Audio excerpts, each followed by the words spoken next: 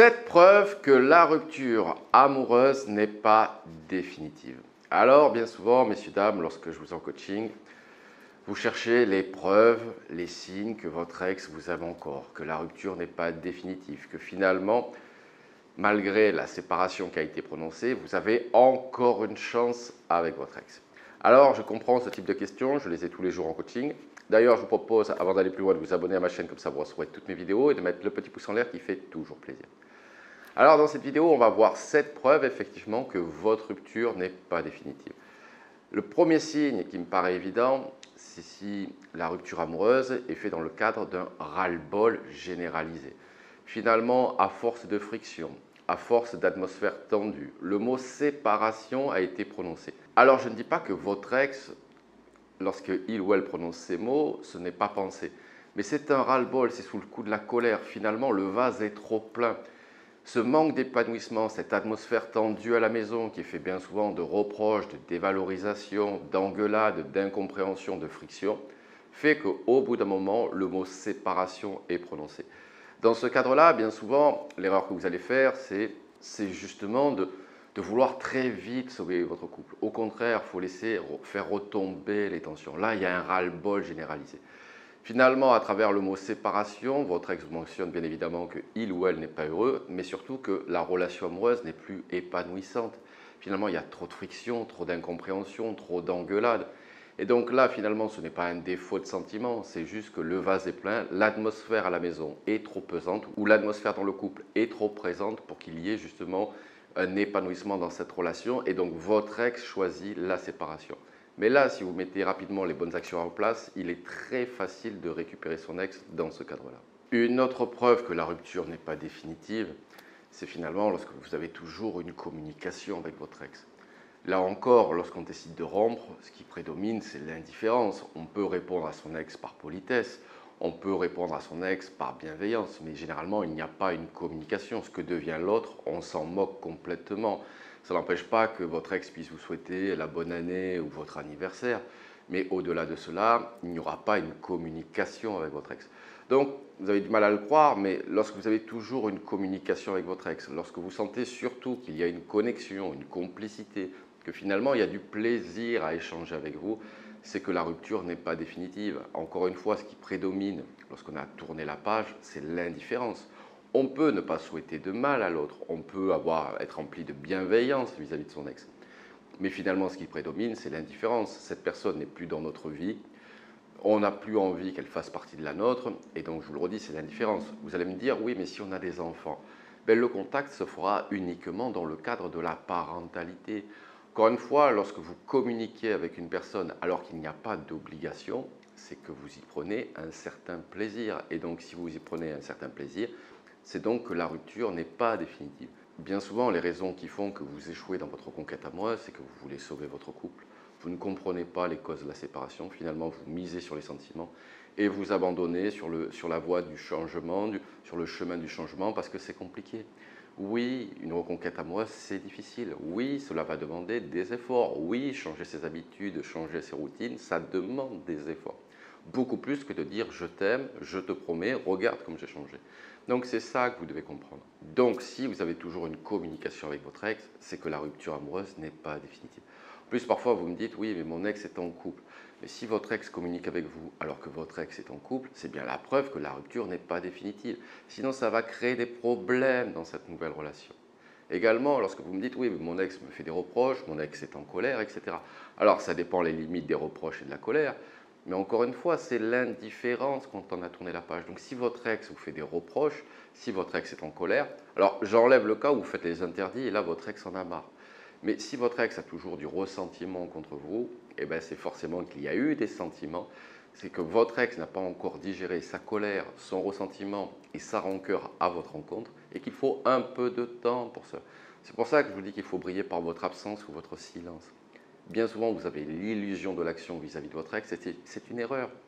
Au contraire, il faut prendre un pas de recul, comprendre ce qui n'allait pas, modifier ce qui n'allait pas avant de revenir vers son ex. C'est comme ça qu'on récupère son ex, et non pas en étant harcelant, et non pas en ayant l'illusion de l'action. La troisième preuve qui montre que votre rupture n'est pas définitive, c'est dans le cadre de, on va dire, d'une rupture ultimatum finalement.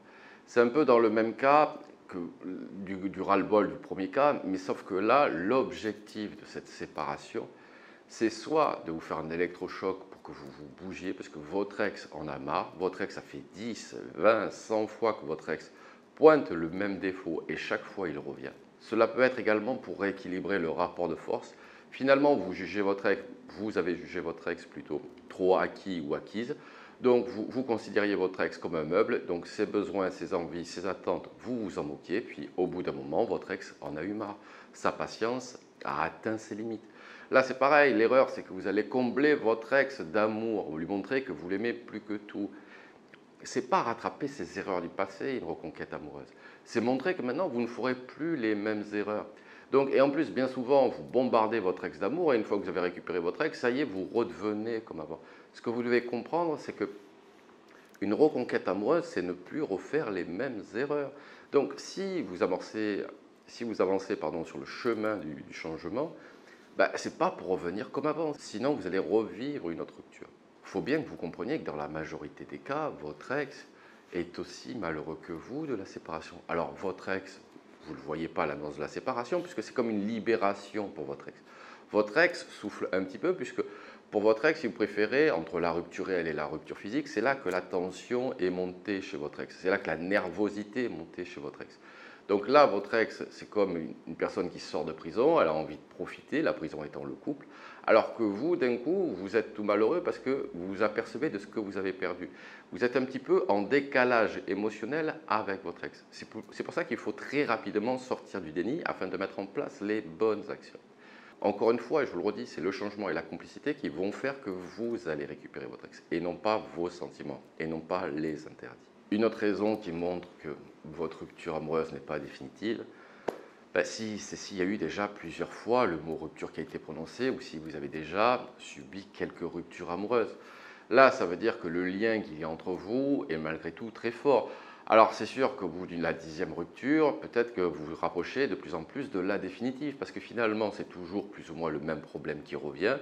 Le vase de votre ex déborde, le mot rupture est prononcé parce que vous n'arrivez pas à trouver une solution à vos problèmes de couple. Récupérer son ex, je vous dis souvent que ce n'est pas réparer ses erreurs du passé, mais c'est trouver les solutions pour que ces problèmes ne se reproduisent pas. C'est changer vous. En plus, bien souvent, lorsque vous allez vous changer vous allez vous apercevoir que votre ex va changer également. Bien souvent, vous, ce que vous dites à votre ex dans le cadre de la reconquête amoureuse, c'est récupère-moi, je t'aime, remettons-nous ensemble, je te promets, etc. Grosso modo, vous dites à votre ex, on met la poussière sous le tapis, on se dit je t'aime et ça ira mieux demain. Non, la problématique, c'est qu'à force de mettre la poussière sous le tapis, ça commence à se voir. Il y a toujours de la poussière. Donc c'est pour ça qu'il faut amorcer ce changement pour résoudre ces problèmes. Je prends souvent l'exemple de la jalousie. Si vous êtes jaloux excessif et que c'est l'une des causes principales de la séparation, vous vous doutez bien que si vous êtes toujours jaloux, votre ex va repartir. Parce que là, peut-être que lorsque vous allez faire des efforts, on va dire sa patience va augmenter à nouveau, son vase de supportabilité, il va augmenter un petit peu, mais au bout d'un moment, chacun a ses limites. Il faut bien que vous compreniez que l'autre n'est pas là pour subir votre passif. L'autre n'est pas là pour subir vos défauts. Tout le monde en a, il n'y a pas de souci, il faut faire avec, mais lorsqu'il y a des défauts rédhibitoires, c'est à vous de changer et non pas à votre ex de les supporter. Ou alors, ne cherchez pas à récupérer votre ex. Cherchez-vous une personne qui aura beaucoup plus de patience par rapport à vos défauts. La 5e preuve que votre rupture n'est pas définitive, c'est qu'il y a toujours cette complicité, cette connexion émotionnelle. Je vous l'ai dit un peu plus tôt dans la vidéo, mais ce qui compte véritablement, c'est la connexion émotionnelle, c'est la complicité, le changement.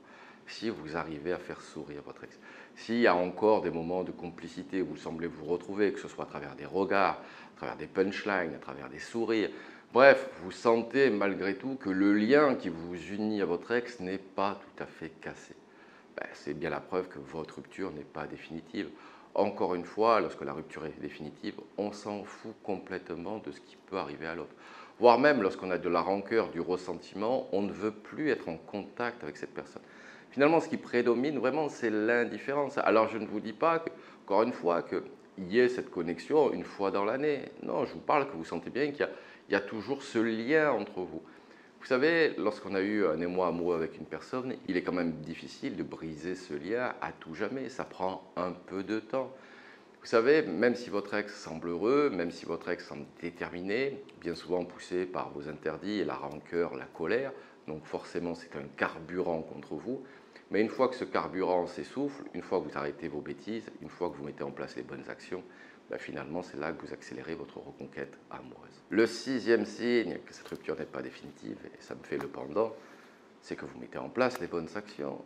Oui, si vous faites les cons ou les imbéciles, messieurs, dames, eh bien évidemment, vous n'arriverez pas à récupérer votre ex. Quand vous n'avez pas votre contrôle émotionnel, quand vous mettez la pression à votre ex, lorsque vous faites des ultimatums, lorsque vous lui criez votre amour, lorsque vous avez l'illusion de l'action, lorsque vous êtes les interdits, quémandés, est-ce que je peux avoir une seconde chance, mais je t'aime encore, etc. Bon, qu'est-ce que vous voulez que je vous dise? Vous n'allez pas récupérer votre ex. Parfois, je vous avertis, parce que ça arrive souvent en coaching, ce n'est pas faute de vous le dire. Lorsqu'il y a des rapprochements, parce que très souvent on part de très loin, il y a des rapprochements et je vous préviens, je vous dis, c'est pas là qu'il faut déconner. Parce que lorsque vous êtes loin de votre ex, forcément vous ne faites pas trop de bêtises, et lorsqu'il y a des rapprochements, vous dites ça y est, c'est gagné, j'ai pris la confiance, et là d'un coup vous faites des interdits, vous faites n'importe quoi. Non, c'est vraiment un chemin. Alors des fois il va y avoir des rapprochements, des fois des éloignements. Et c'est dans les rapprochements que vous allez faire ces petites erreurs qui vont éloigner à nouveau votre ex. Donc si votre ex revient, c'est parce que vous êtes joueur fun et détaché, donc ne devenez pas harcelant, ne faites pas des reproches, ne voulez pas régler les dossiers du passé. On est cool. Récupérer son ex, c'est une nouvelle relation. Ce n'est pas revenir en arrière, ce n'est pas régler les dossiers du passé. Et enfin, le dernier signe que la rupture n'est pas définitive, c'est que vous allez sentir une bienveillance de la part de votre ex. Vous savez, les émotions changent, ce qu'on pense des personnes change également.